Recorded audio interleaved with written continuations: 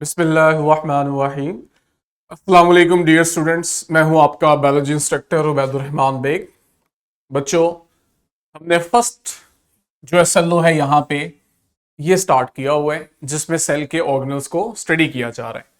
आज हम वेजिकल से अपना लेक्चर स्टार्ट करने जा रहे हैं। ये एक नया टॉपिक है जो इंट्रोड्यूस करवाया गया है, इससे पहले करिकुलम में ये मौजूद नहीं था, तो शॉर्ट के लिए हमारे लिए इंपॉर्टेंट है। मजे की बात यह है कि वेजिकल का जो टॉपिक है ये जेनेरिक टॉपिक है। अभी जब आप पढ़ोगे तो आपको रियलाइज होगा कि अभी हम इसी एसएलओ में बहुत सारी वेजिकल्स पढ़ के आ चुके हुए हैं, लेकिन हमने वहां उन्हें वेजिकल नहीं कहा था, स्पेसिफिक नाम दिया था।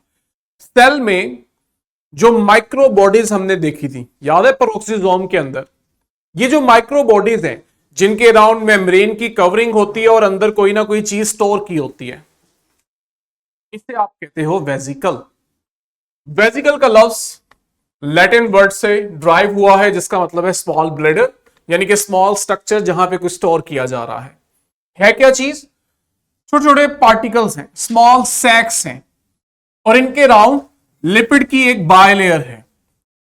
ठीक, सिग्निफिकेंस बहुत ज्यादा है बहुत छोटे, लेकिन अगर आप सिग्निफिकेंस देखो तो ये सेल टू सेल भी और विद इन सेल भी ट्रांसपोर्ट करवा रहे हैं। बहुत सारी इंपॉर्टेंट चीजों की स्टोरेज हो रही है, और इंटरेस्टिंगली कम्युनिकेशन में इनका बड़ा इंपॉर्टेंट रोल होता है। ठीक है, जब सेल ने एक से दूसरे सेल को सिग्नल देना होता है तो वो वेजिकल्स की फॉर्म में देता है। एक सेल को जब सिग्नल रिसीव होता है तो उसके अंदर जब उस सिग्नल की ट्रांसमिशन हो रही होती है वहां भी ये वेजिकल्स ही इन्वॉल्व होती है। तो सिग्निफिकेंस इसकी बहुत ज्यादा है। नीचे एग्जाम्पल है जी कहां कहां मौजूद होते हैं, ये जेनेरिक बातें होती हैं, प्लांट्स, एनिमल्स वगैरह, ये मैं आप लोगों पे छोड़ता हूं। अब अगर हम स्ट्रक्चर देखें,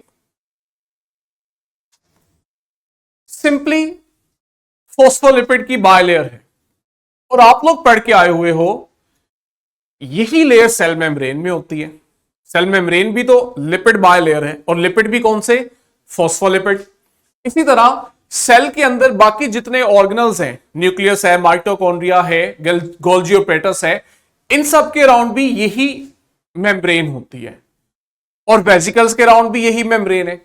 इस सेम मेम्ब्रेन की वजह से ना वेजिकल के अंदर यह फीचर होती है कि ये किसी भी स्ट्रक्चर के साथ जाके फ्यूज कर जाती है, यानी उसकी मेम्ब्रेन और इसकी मेम्ब्रेन मिलके एक मेम्ब्रेन बन जाते हैं, जिसकी वजह से इसका जो कंटेंट है वो स्ट्रक्चर के अंदर रिलीज कर दिया जाता है। असल सिग्निफिकेंस इस वजह से है इसकी कि इसमें जो चीज भी है, इसने आगे जिस स्ट्रक्चर के साथ फ्यूज होना है, इसने वो चीज उस स्ट्रक्चर को डिलीवर कर देनी है।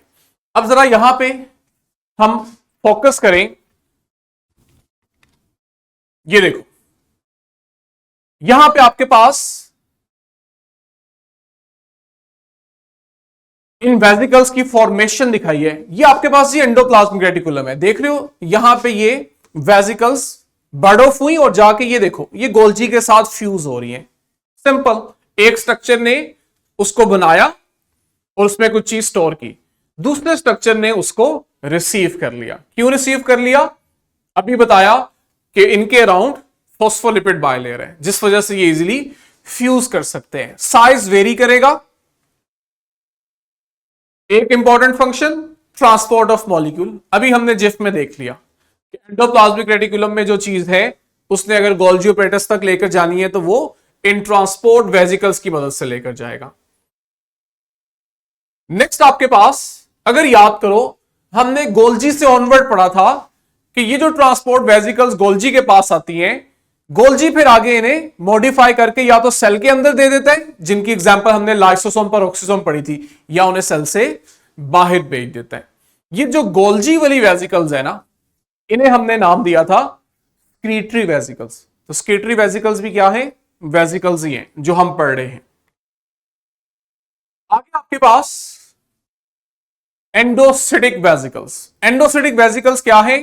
थोड़ा सा अगर मैं आपको रिमाइंड करवाऊं, हमने एंडोसाइटोसिस पढ़ा था, जहां पे बाहर से फूड पार्टिकल्स या किसी भी चीज को मेम्ब्रेन कवर करके सेल के अंदर इनटेक करवा रही थी।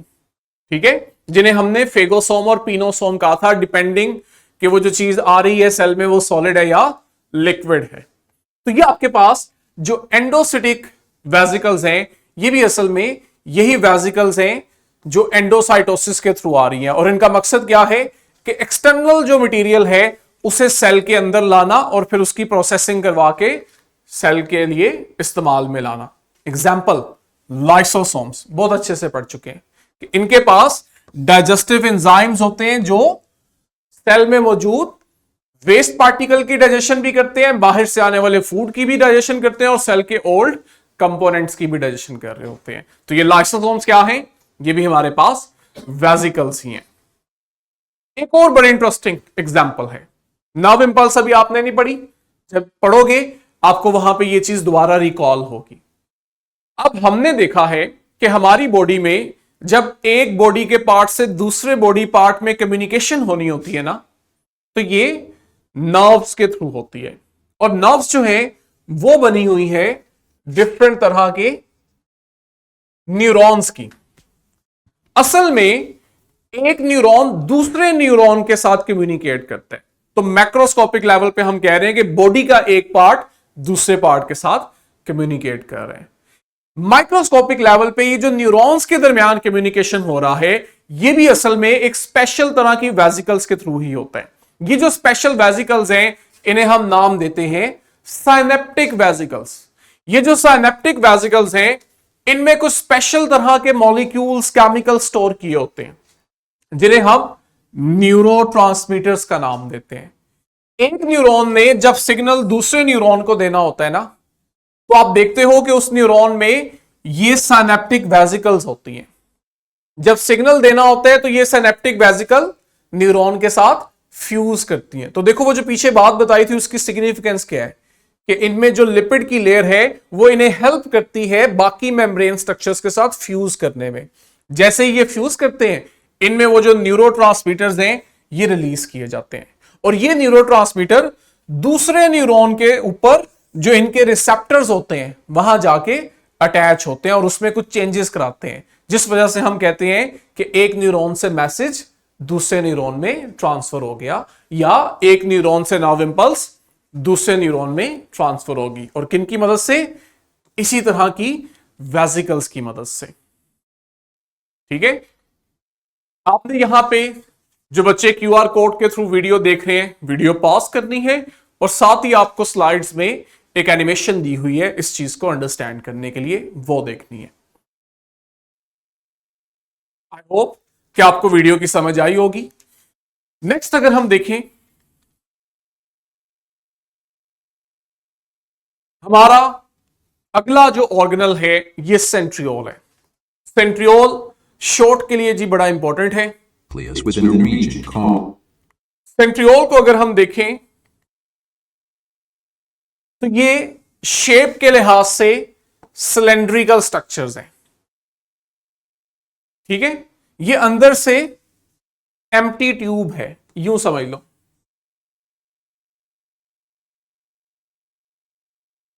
ठीक है, इसलिए हम इसे कह रहे हैं ये सिलेंड्रिकल स्ट्रक्चर है।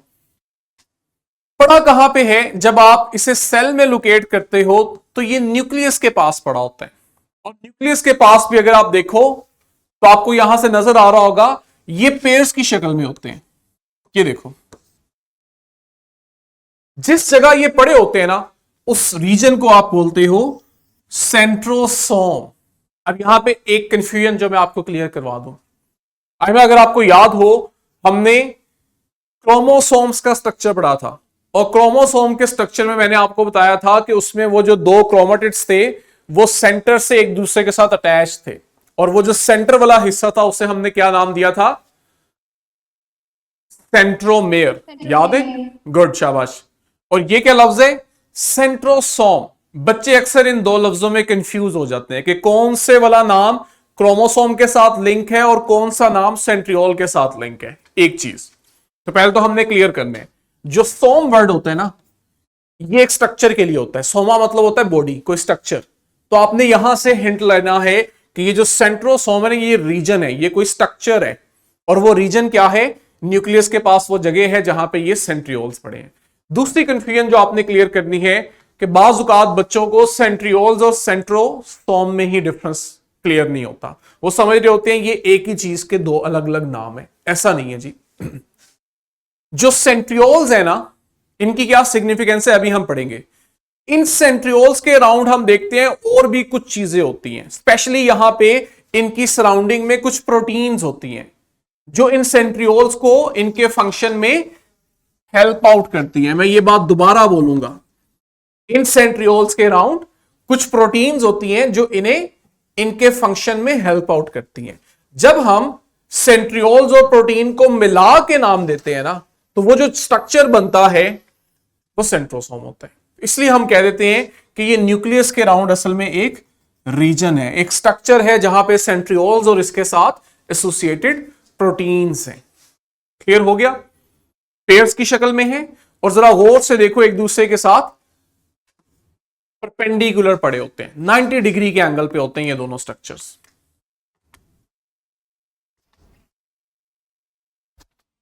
पेयर हैं, राइट एंगल पे है। जब हम डिटेल स्ट्रक्चर देखते हैं ना, तो हम कहते हैं कि ये 9x3 स्ट्रक्चर है। अब ये चीज इंपॉर्टेंट है, 9x3 स्ट्रक्चर का मतलब है कि अगर आप इसको स्ट्रक्चर को देखो तो आपको पता लगेगा कि इनमें 9 माइक्रोट्यूब्यूल्स हैं। ठीक है, मैं आपको यहां पे सर्कुलेट करके भी दिखाता हूं। 2 3 4 5 6 7 8 और 9, देख रहे हो? ये आपके पास 9 माइक्रोट्यूब्यूल्स हैं, इसलिए हम कहते हैं ये 9 है। 3 क्या है? अगर आप हर माइक्रोट्यूब्यूल को डिटेल से देखो तो आपको रियलाइज होगा, इसको जूम करें, कि हर माइक्रोट्यूब्यूल जो है, ये देखो, ये आगे से 3 फर्दर स्मॉलर ट्यूब्यूल्स की बनी हुई है। 3 स्मॉल ट्रिपलेट ट्यूब्स जो हैं, ये मिलके एक माइक्रोट्यूब्यूल बनाती है, और इस तरह की टोटल 9 माइक्रोट्यूब्यूल्स होती हैं जो मिलके ये एक सिलेंडर नुमा स्ट्रक्चर बना रहे हैं। ठीक है, तो 9 सेट हैं और हर सेट जो है वो ट्रिपलेट है, और अंदर से आप देखते हो कि ये हॉलो स्ट्रक्चर होता है। These microtubule triplets जो हैं, they are surrounded by protein matrix. ये वही प्रोटीन की बात कर रहा हूं जो पीछे मैंने बताया, और ये प्रोटीन्स क्या कर रही होती हैं? इनके स्ट्रक्चर को सपोर्ट और स्टेबलाइज कर रही होती हैं। अभी इनका काम पढ़ेंगे तो वहां मैं आपको इस चीज को दोबारा हाईलाइट करूंगा। अब ये चीज इंपॉर्टेंट है, इस पे एमसीक्यूज आता है कि जो सेंट्रियोल्स हैं ये हमें एनिमल सेल्स में मिलते हैं, जबकि प्लांट और फंजाई में आप देखते हो ये एब्सेंट होते हैं। अब बच्चे बड़ा कंफ्यूज होते हैं। कंफ्यूज इसलिए होते हैं, मैं आपको भी यहां इस पिक्चर से दिखा देता हूं कि सेंट्रियोल्स क्या कर रहे हैं, ये स्पिंडल फाइबर्स बना रहे हैं। आई होप आप इस टर्मिनोलॉजी से वाकिफ हो कि स्पिंडल फाइबर्स ये वो स्ट्रक्चर्स हैं जो माइटोसिस और मियोसिस के दौरान क्रोमोसोम्स को एक दूसरे से अलग करते हैं। अब ये स्ट्रक्चर कहां से ओरिजिनेट हो रहे हैं? सेंट्रियोल से। इसका मतलब है सेंट्रियोल होगा तो क्रोमोसोम्स की सेपरेशन होगी और सेल डिवाइड करेगा। अब जब स्टूडेंट पढ़ते हैं ना कि ये स्ट्रक्चर फंजाई और एनिमल में नहीं है, तो ये उसके लिए समझना बड़ा मुश्किल हो जाता है कि अगर ये स्ट्रक्चर जो सेल डिवीजन करवा रहा है, ये अगर इन प्लांट एंड फंजाई में एब्सेंट है, तो ये सेल डिवाइड कैसे करते हैं प्लांट और फंजाई के? स्ट्रक्चर अगर एब्सेंट भी है ना, तो भी आप देखते हो कि प्लांट्स में आपके पास स्पेशल रीजन्स होते हैं जहां से ये स्पिंडल फाइबर्स ओरिजिनेट करते हैं। असल चीज है स्पिंडल फाइबर्स। एनिमल्स में उन स्पिंडल फाइबर्स को सेंट्रियोल ऑर्गेनाइज कर देते हैं। प्लांट के पास सेंट्रियोल नहीं होते, लेकिन आप देखते हो उनमें इसका एनालोगस रीजन होता है जो कि स्पिंडल फाइबर्स को अरेंज करता है। तो जब वहां पे स्पिंडल फाइबर्स अरेंज हो जाते हैं, बाकी काम सेम है कि वहां भी क्रोमोसोम्स की मूवमेंट की वजह से सेल डिवीजन हो रही होती है। ये इंपॉर्टेंट है जी एमसीक्यूज के लिए। सेंट्रियोल जो है आप देखते हो एस फेस में इनकी डुप्लीकेशन होती है। जब सेल डिवीजन करने लगता है तो शुरू में उसके पास इस तरह एक पेयर होता है, 2 सेंट्रियोल्स का एक पेयर होता है। लेकिन जब सेल ने डिवाइड करना होता है, डिवीजन का मतलब है एक सेल ने 2 सेल बनाने हैं, तो इसका मतलब है 2 पेयर्स चाहिए। तो फिर हम देखते हैं कि एस फेस में एक पेयर अपनी एक कॉपी बना के टोटल 2 पेयर्स बना देते हैं, ताकि जब सेल एक दूसरे से सेपरेट हो तो हर सेल के पास एक एक पेयर चला जाए। और ये जो पेयर बनते हैं ना, शुरू में ये एक ही जगह मौजूद होते हैं। ये देखो, लेट्स से ये आपके पास सेल है और ये उसका न्यूक्लियस है। मैं दो डॉट सिर्फ शो कर देता हूं। ये एक डॉट जो है ये एक पेयर है सेंट्रियोल का, और दूसरा डॉट दूसरा है। तो जब सेल डिवीजन स्टार्ट होती है तो ये दोनों पेयर्स इकट्ठे पड़े होते हैं, लेकिन नेक्स्ट मोमेंट में हम देखते हैं कि ये दोनों पेयर्स एक दूसरे से ऑपोजिट एंड पे आ जाते हैं और इस तरह एक दूसरे के आमने सामने आके अरेंज होते हैं ताकि ये क्रोमोसोम्स को डिवाइड करवा सकें। और ये काम कब होता है? प्रोफेज के अंदर। ये जो सेंट्रियोल्स ऑपोजिट एंड्स पे जाके अरेंज होते हैं, ये काम प्रोफेज में होता है। आप लोगों ने 9th में माइटोसिस पढ़ी हुई है और इस चैप्टर का लास्ट टॉपिक जो है वो भी माइटोसिस मियोसिस है। वहां ये चीजें हम डिटेल पढ़ेंगे। काम क्या कर रहे हैं? अब यहां पे सबसे इंपॉर्टेंट काम इनका ये है कि ये असल में वो सेंटर है, वो जगह है जहां पे स्पिंडल फाइबर्स बन रहे होते हैं। ठीक है, they are the primary organising centre for the formation of spindle fibres. Animal cells की बात हो रही है जहां पे सेंट्रियोल्स होते हैं और ये स्पिंडल फाइबर्स पे क्रोमोसोम्स की सेपरेशन करवाते हैं। Complete set of spindle fibres and centriole are collectively called mitotic apparatus.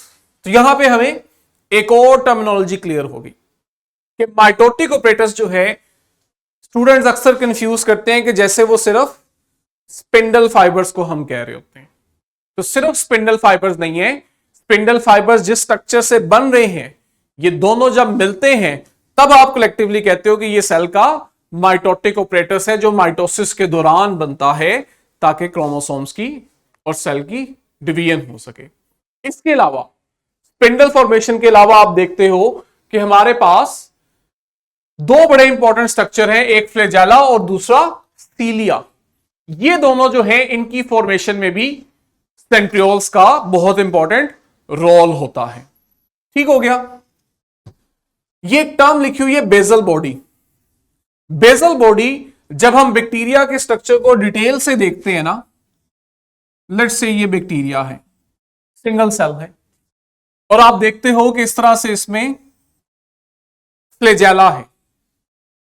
जब आप फ्लैजेला को उसकी बेस से स्टडी करते हो कि फ्लैजेला बैक्टीरिया में कहां से ओरिजिनेट हो रहा है, तो बैक्टीरिया के अंदर वो जगह जहां से ये फ्लैजेला ओरिजिनेट हो रहा होता है, इस जगह को हम बेसल बॉडी कहते हैं। ठीक है, तो ये जो बेसल बॉडी बनती है जहां से फिर आगे फ्लैजेलम बन रहा होता है, इसे आप देखते हो सेंट्रियोल बना रहे होते हैं। और इसी तरह कुछ माइक्रोस्कोपिक ऑर्गेनिज्म ऐसे होते हैं जिनमें आप देखते हो कि उनके राउंड इस तरह एक बड़ा सिंगल फ्लैजेला नहीं होता, बल्कि छोटे छोटे थ्रेड लाइक स्ट्रक्चर्स होते हैं जिन्हें आप सीलिया बोलते हो। ये दोनों स्ट्रक्चर्स जो हैं, ये इन यूनिसेलुलर ऑर्गेनिज्म में लोकोमोशन करवाते हैं और ये सेंट्रियोल से बने होते हैं। सेंट्रियोल इनकी फॉर्मेशन में बहुत इंपॉर्टेंट रोल प्ले करता है। अब क्यूआर कोड में जो बच्चे वीडियो देख रहे हैं वो यहां पे वीडियो पॉज करेंगे और उनको जो स्लाइड के अंदर एक एनिमेशन दिखाई जा रही है वो ऑब्जर्व करेंगे। एग्जाम्पल हम देते हैं राइबोसोम, कि राइबोसोम एक ऐसा ऑर्गेनल है जिसके राउंड मेम्ब्रेन कवरिंग नहीं है, लेकिन मेजॉरिटी ऑफ ऑर्गेनल्स जो है इनके राउंड मेम्ब्रेन कवरिंग होती है। अब ये जो मेजॉरिटी ऑफ ऑर्गेनल्स के राउंड मेम्ब्रेन कवरिंग है ना, उसमें भी आप देखते हो ज्यादातर के राउंड सिंगल मेम्ब्रेन कवरिंग होती है। चंद ऑर्गेनल्स ऐसे हैं जिन्हें हम देखते हैं उनके राउंड डबल मेम्ब्रेन कवरिंग होती है। आइमा बता सकती हो कौन कौन से ये ऑर्गेनल्स हैं जी जिनके राउंड डबल मेम्ब्रेन कवरिंग होती है? एक तो मैंने अभी बता दिया, माइटोकॉन्ड्रिया है कि यहां सिंगल की बजाय दो मेम्ब्रेन लेयर्स होंगी। कोई और अभी पीछे हमने पढ़ा ऐसा ऑर्गेनल?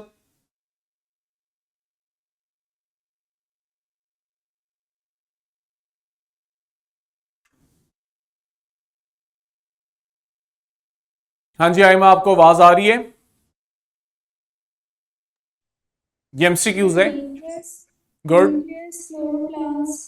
और माइटोकॉन्ड्रिया और फोर्थ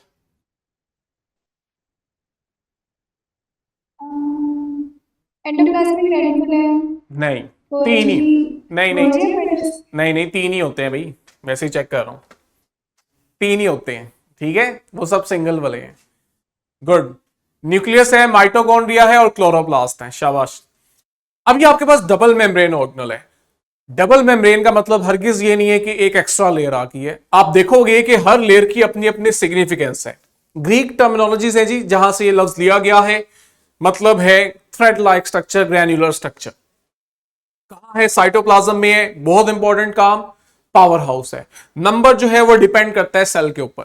सेल अगर ऐसा है जहां पे माइटोकॉन्ड्रिया की जरूरत ज्यादा है, एनर्जी का इस्तेमाल ज्यादा है, तो आप देखोगे इनकी तादाद उनमें ज्यादा होगी। जैसे हमारे मसल सेल्स हैं, कंट्रैक्शन रिलैक्शन, मसल सेल ऐसा काम कर रहे हैं जिसके लिए एनर्जी चाहिए, तो ऑब्वियस सी बात है फिर उसके लिए इनमें माइटोकॉन्ड्रिया भी बाकी सेल से ज्यादा होगा। जरा डायग्राम को हम फोकस करके बेसिक स्ट्रक्चर अंडरस्टैंड कर लेते हैं, ताकि जब हम आगे पढ़े तो हमें पता हो हम किस चीज की बात कर रहे हैं। ये आपके पास सबसे बाहर देखो आउटर मेम्ब्रेन है, और जरा गौर करो कितनी स्मूथ सी लेयर है, और इनर साइड पे आपके पास इनर मेम्ब्रेन है। इनर मेम्ब्रेन को जब आप देखते हो तो उसमें ऐसे स्मूथनेस नहीं है, उसमें हम देख रहे हैं कि हमें बाज जगहों पे यूं कर्व्स नजर आ रहे हैं। ये जो कर्व्स हैं इन्हें हम कह रहे हैं क्रिस्टी, ठीक है। और दोनों मेम्ब्रेन्स के दरमियान आपके पास ये जो जगह है, ये यहां पे स्पेस है, जिसे हम इंटर मेम्ब्रेन स्पेस कहते हैं। और मजे की चीज ये है कि आपके पास न्यूक्लियस के बाद जो दूसरा इंपॉर्टेंट स्ट्रक्चर है जहां पे आपको डीएनए मिलता है, और साथ ही साथ राइबोसोम्स हैं। जहां भी डीएनए और राइबोसोम्स आ जाए ना, तो इसका ऑब्वियस मतलब है कि वहां पे प्रोटीन सिंथेसिस भी हो रही है। तो ये एक ऐसा स्ट्रक्चर है जो अपनी प्रोटीन ज्यादातर खुद बना रहा होता है, इसे न्यूक्लियस की भी जरूरत पड़ती है, लेकिन एक एक्सेप्शन है कि बहुत सारी अपनी प्रोटीन्स ये खुद बनाता है, जबकि बाकी ऑर्गेनल्स जो है उन्हें अपनी प्रोटीन न्यूक्लियस के थ्रू मिल रही होती है। अब यहां पे देखो कुछ डॉटेड स्ट्रक्चर दिखाए हुए हैं जो कि आपके पास इनर मेम्ब्रेन में अंदर की तरफ अटैच है, और वो जहां पे इनर मेम्ब्रेन कर्व की हुई है, इस कर्व स्ट्रक्चर को मैंने क्रिस्टी का नाम दिया था। तो क्रिस्टी वाली साइड पे आप देखते हो आपके पास कुछ स्ट्रक्चर्स हैं, ये वो स्ट्रक्चर्स होते हैं जो एटीपी बना रहे होते हैं।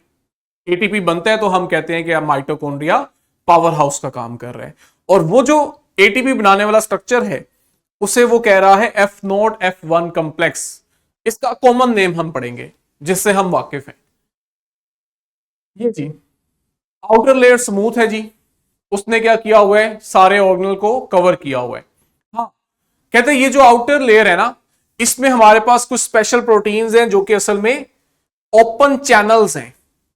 चैनल का मतलब है कि उसके दोनों एंड्स ओपन हैं, इसलिए हम इन्हें पोरेंस कह रहे हैं कि ये एक तरह का आउटर मेम्ब्रेन में पोर्स बना रहे हैं, ठीक है। इसका मकसद ये है कि इन पोर्स के थ्रू फिर चीजें जो हैं वो माइटोकॉन्ड्रिया के साथ एक्सचेंज की जा सके। कुछ चीजें साइटोप्लाज्म से माइटोकॉन्ड्रिया में, और कुछ चीजें माइटोकॉन्ड्रिया से साइटोप्लाज्म में जाएं, जिनमें आपके पास बहुत सारे आयंस हैं और सबसे इंपॉर्टेंट एटीपी और बाकी मॉलिक्यूल्स आ जाते हैं। इनर लेयर की अगर हम बात करें, इनर लेयर में जो इनफोल्डिंग्स है ना, जहां से वो अंदर को दबी हुई है, इस स्ट्रक्चर को हम कह रहे हैं क्रिस्टी। क्रिस्टी क्या कर रही है? क्रिस्टी कह रहा है कि असल में इनर मेम्ब्रेन का सरफेस एरिया बढ़ा देती है। इसकी मैं बड़ी कॉमन एग्जांपल देता होता हूं। लेट्स से ये देखो, ये मेरे पास एक धागा है स्ट्रेट।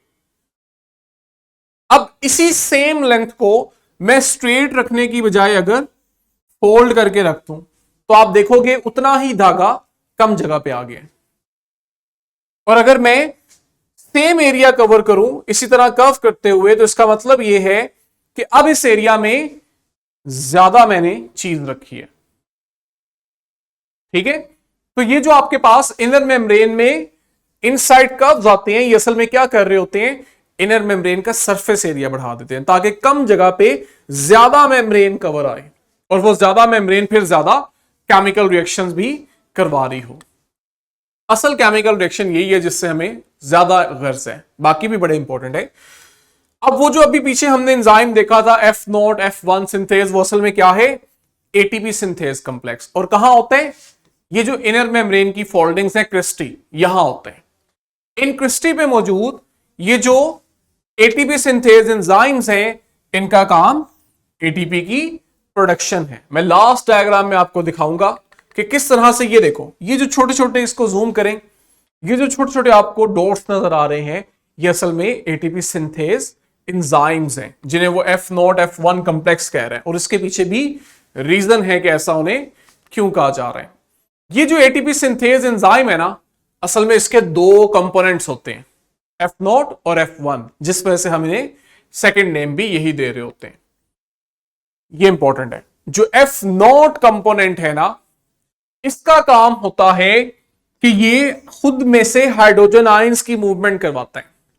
इसका डिटेल फिनोमेना हम पढ़ेंगे, जहां पे हम रेस्पिरेशन पढ़ेंगे वहां हम डिटेल पढ़ेंगे कि किस तरह से इन हाइड्रोजन आयंस की मूवमेंट से एटीपी बन रहे हैं। अभी मैं डिटेल में नहीं जाऊंगा, बेसिक कंसेप्ट्स बता रहा हूं, इसको अंडरस्टैंड कर लो, ज़हन नशीन कर लो। F0 कंपोनेंट है जो हाइड्रोजन आयंस की मूवमेंट करवाएगा खुद से, अपने अंदर से। जब हाइड्रोजन आयन F0 कंपोनेंट में से मूव करेंगे ना, तो ये एनर्जी रिलीज करेंगे। अब जो एनर्जी हाइड्रोजन आयन से रिलीज हुई है, इसको यूज करता है F1 कंपोनेंट, जिसे हम F1 पार्टिकल भी कहते हैं। और वो इस एनर्जी को यूज करते हुए क्या करता है, एडीपी के मॉलिक्यूल में एक इनऑर्गेनिक फॉस्फेट ऐड करके उससे एटीपी बना देता है। तो इस तरह हम कहते हैं कि माइटोकॉन्ड्रिया सेल के लिए एटीपी बना रहा होता है। मैं इसको रिवाइज करता हूं, दो कंपोनेंट्स हैं, दोनों मिलकर एटीपी की सिंथेसिस करवाते हैं। एक का काम है कि वो खुद से अपने अंदर से हाइड्रोजन आयंस की मूवमेंट करवाता है, ताकि हाइड्रोजन आयंस एनर्जी प्रोवाइड कर सके। और वो जो एनर्जी आ रही है हाइड्रोजन आयंस की मूवमेंट से, वो जाती है F1 कंपोनेंट को। और F1 कंपोनेंट उस एनर्जी की मदद से एक इनऑर्गेनिक फॉस्फेट को ऐड करता है एडीपी में, और हमारे पास एक नया बॉन्ड बनता है जिसमें हाइड्रोजन वाली एनर्जी स्टोर कर दी जाती है। और वो जो नया बॉन्ड बनता है, उससे एक नया कंपाउंड बनता है, और हम इस कंपाउंड को एटीपी का नाम देते हैं। ठीक है, ये देखो, ये डायग्राम है हमारे पास, कॉम्प्लिकेटेड है, हमने निटी-ग्रिटीज में नहीं जाना कि कौन सा अल्फा कंपोनेंट्स है, कौन सा बीटा है, हमारा काम ही नहीं है ये। हम सिंपली देखना चाह रहे हैं कि इसके दो कंपोनेंट है। ये देखो, ये माइटोकॉन्ड्रिया की वो क्रिस्टी है, इनर मेम्ब्रेन है, ठीक है, इनर माइटोकॉन्ड्रियल मेम्ब्रेन। और यहां वो माइटोकॉन्ड्रिया का अंदर वाला हिस्सा है, और ये बाहर वाला हिस्सा है, जो दो मेम्ब्रेन के दरमियान स्पेस है। तो माइटोकॉन्ड्रिया की इनर मेम्ब्रेन में एटीपी सिंथेज का जो कंपोनेंट होता है वो F0 होता है। तो देखो, हमें डायग्राम से एक और एमसीक्यूज बन गया। एग्जामिनर आपसे पूछ सकता है कि F0 और F1 कंपोनेंट में से कौन सा कंपोनेंट माइटोकॉन्ड्रिया की इनर साइड मैट्रिक्स की तरफ होता है, और कौन सा कंपोनेंट उसकी मेम्ब्रेन में होता है। तो F0 वो कंपोनेंट है जो उसकी मेम्ब्रेन में है, और F1 वो कंपोनेंट है जो मैट्रिक्स की तरफ से है। ये देखो, F0 वो स्ट्रक्चर है जो रास्ता दे रहा है हाइड्रोजन आयन को गुजरने के लिए। कहां से? हाइड्रोजन आयन असल में दो मेम्ब्रेन में जो स्पेस है वहां से मूव करता हुआ माइटोकॉन्ड्रिया के अंदर आना चाहता है, और इसे ही रास्ता देता है F0। लेकिन बदले में वो कहता है कि अगर टोल प्लाजा से गुजरना है तो इसका टैक्स भी देना है, और वो टैक्स क्या है? एनर्जी। ठीक है, उस एनर्जी को फिर F1 पार्टिकल यूज करता है, और आपके पास एडीपी में एक इनऑर्गेनिक फॉस्फेट ऐड करवा के एटीपी बना देता है। आई होप आज का लेक्चर समझ आया होगा। अभी हमारा टॉपिक कंप्लीट नहीं हुआ, माइटोकॉन्ड्रिया को इंशाल्लाह हम कल यहीं से कंटिन्यू करेंगे। मैं उम्मीद करता हूं टॉपिक जो है वो मुफीद रहा होगा। साथ ही साथ आपको इसके वर्कशीट और क्वेश्चन बैंक प्रोवाइड किया जाएगा, उसकी प्रैक्टिस करें। कल यहीं से इंशाल्लाह कंटिन्यू करेंगे। अल्लाह हाफिज।